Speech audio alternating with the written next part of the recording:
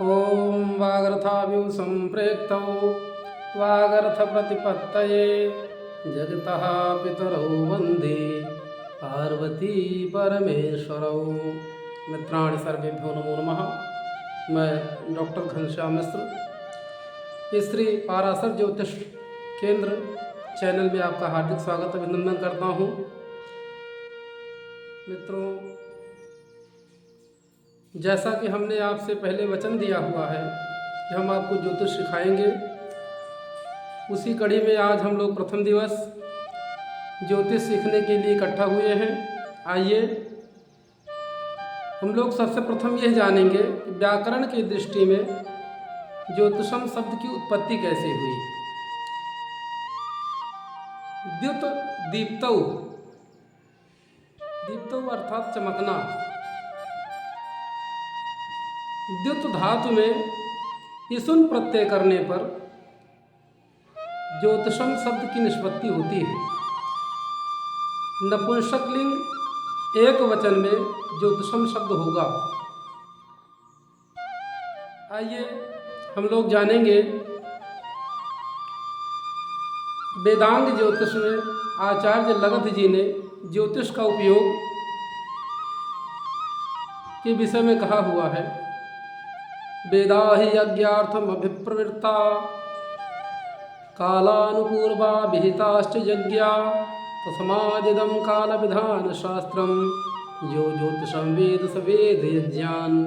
अर्थात वेदों का प्रवर्तन यज्ञों के सम्यक संपादन के लिए हुआ। वह यज्ञ काल के सम्यक ज्ञान होने पर ही यथाविधि संभव है।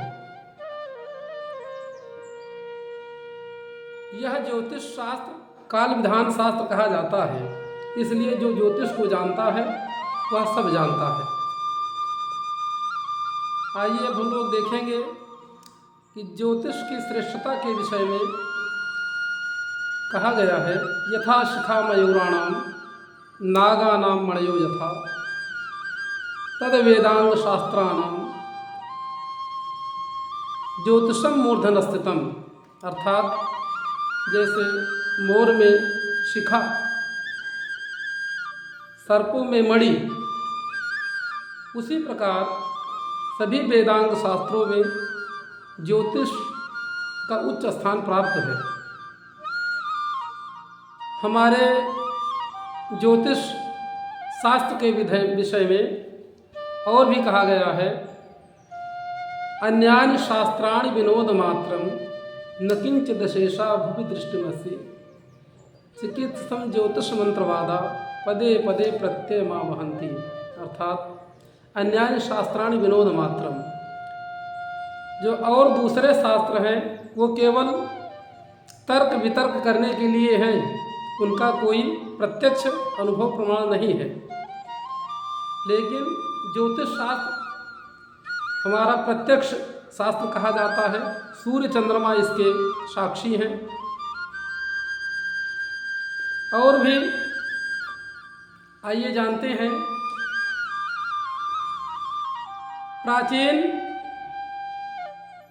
ज्योतिष शास्त्र के प्रवर्तक जो हैं उनका हम नाम जानते हैं। ये मुख्यतः 18 प्रवर्तक माने गए हैं।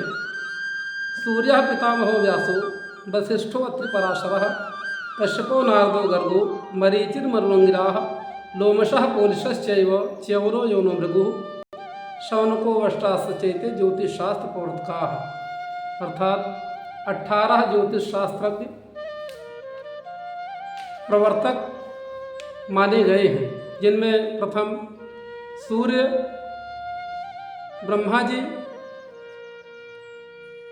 व्यास जी, वशिष्ठ जी, अत्रि जी, पराशर जी, कश्यप, नारद, गर्ग, मरीच, मनु, अंगिरा, लोमश, पौलस, च्यवन, यवन अर्थात यवन वराह मिहिर जी को कहा जाता है, भृगु और शौनक। इस प्रकार से प्राचीन 18 ज्योतिष के प्रवर्तक माने गए हैं। सारावली में कल्याण वर्मा जी ने ज्योतिष शास्त्र की विशेषता के विषय में लिखा हुआ है, बताया हुआ है। अर्थाजने सहायः आपदार्णवे पोतः यात्रा समय मंत्री जातकम अपहाय नास्त्य परः। अर्थात धन कमाने में ज्योतिष हमारे लिए सहायक है। आइए जानते हैं किस प्रकार से सहायक है ज्योतिष हमारे लिए धन कमाने के लिए। यदि हम ज्योतिष का सम्यक ज्ञान प्राप्त करके किसी दूसरे की कुंडली देखना, ग्रह दशा देखना, जन्मांग चक्र बनाना, इस प्रकार से कार्य करते हैं तो हमें ज्योतिष से धन की प्राप्ति होगी। आप दारणवे पोतः, विपत्ति के समय ज्योतिष हमारे लिए नाव का काम करता है। जैसे किसी के कुंडली में द्वितीय सप्तमेश ये जन्मांग चक्र में मार्केश कहा जाते हैं। द्वितीयेश और सप्तमेश मार्केश कहे जाते हैं। यदि मार्केश की महादशा में मार्केश की अंतर्दशा लग जाती है अथवा महादशा से अंतर्दशा के स्वामी छठे, आठवें, 12वें पड़ जाते हैं, षष्ठक बन जाता है, तो व्यक्ति को महान शारीरिक, मानसिक, आर्थिक कष्ट होता है। उस स्थिति में जब हमारे पास हमारा जन्मांग है, जन्म कुंडली है, उस समय हम अपने जन्मांग चक्र के माध्यम से अपनी दशा, महादशा, अंतर्दशा सब देख लेते हैं। यदि ऐसा मार्केश की महादशा में मार्केश की अंतर्दशा अथवा षष्ठक लग रहा है, हमको मालूम हो जाता है, तो उसकी शांति के लिए हम ज्योतिष में दिए गए उपाय जैसे महामृत्युंजय, दुर्गा सप्तशती, रुद्राभिषेक, विष्णु सहस्त्रनाम स्तोत्र, शिव सहस्त्रनाम स्तोत्र, अर्थात जिस ग्रह की महादशा है, जिस ग्रह की अंतर्दशा है, जिसका षष्ठक लगा हुआ है, उस ग्रह के अनुरूप शांति करते हैं, जिससे हमें आपत्ति से मुक्ति मिल जाती है, या जो कष्ट हमको बहुत ज़्यादा मात्रा में होना था उसमें हमें राहत मिल जाती है, कम हो जाता है। यात्रा समय मंत्री, अर्थात हम जानते हैं कि यात्रा में चंद्रमा का विशेष महत्व होता है। हम लोग देखते हैं कि चंद्र शुद्धि बहुत ही आवश्यक है। चंद्र शुद्धि, यदि चंद्र यात्रा समय हमारे सामने और दाहिने पड़ते हैं तो शुभ कहे गए हैं, बाएं और पीछे पड़ते हैं तो अशुभ कहे गए हैं। सामने चंद्रमा हो कार्य सिद्धि, दाहिने हो तो धन लाभ।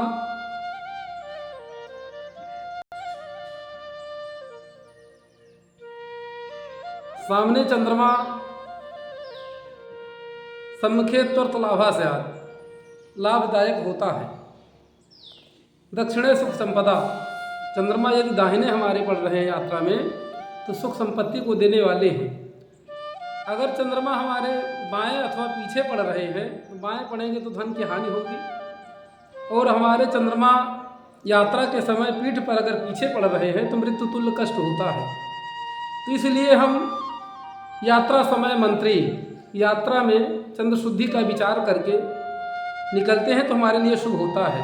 उसके लिए हमें ज्योतिष की आवश्यकता होती है। तो ठीक ही कहा गया है, कल्याण वर्मा जी ने बहुत ही सही कहा है कि जातक के लिए ज्योतिष से अधिक कोई भी शुभचिंतक नहीं हो सकता है। आगे हम लोग जानेंगे ज्योतिष में पंचांग। उससे पूर्व आइए जानते हैं 12 महीने होते हैं, चैत्र, वैशाख, ज्येष्ठ, आषाढ़, श्रावण, भाद्रपद, आश्विन जिसको हम लोग क्वार भी बोलते हैं, कार्तिक, मार्गशीर्ष, अगहन भी इसको कहा जाता है, मार्गशीर्ष को अगहन भी कहा जाता है, पौष, माघ, फाल्गुन, इस प्रकार से 12 महीने होते हैं। 12 महीने में अब सभी महीनों में 2-2 पक्ष होते हैं, कृष्ण पक्ष और शुक्ल पक्ष। कृष्ण पक्ष की आखिरी 15वीं तिथि को हम अमावस्या कहते हैं।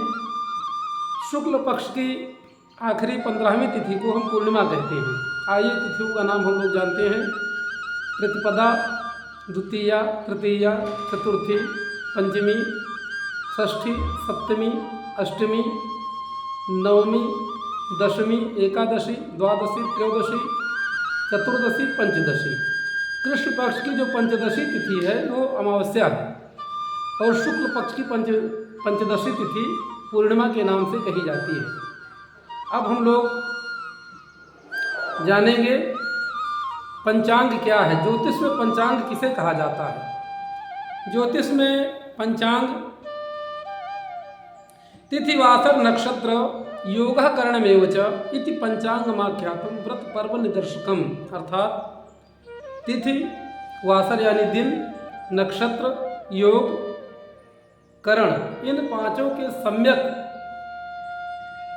ज्ञान को, समष्टि ज्ञान को ज्योतिष में पंचांग कहा जाता है। जब तक ज्योतिष में हमें तिथि, दिन, नक्षत्र, योग और करण के विषय में जानकारी नहीं होगी, हम ज्योतिष में कुछ भी नहीं जान पाएंगे।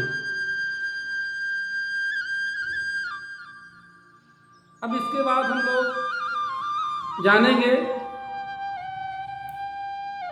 तिथियों की संज्ञा क्या है। नंदा, भद्रा, जया, रिक्ता, पूर्णा, ये 5 तिथियों की संज्ञा कही गई है।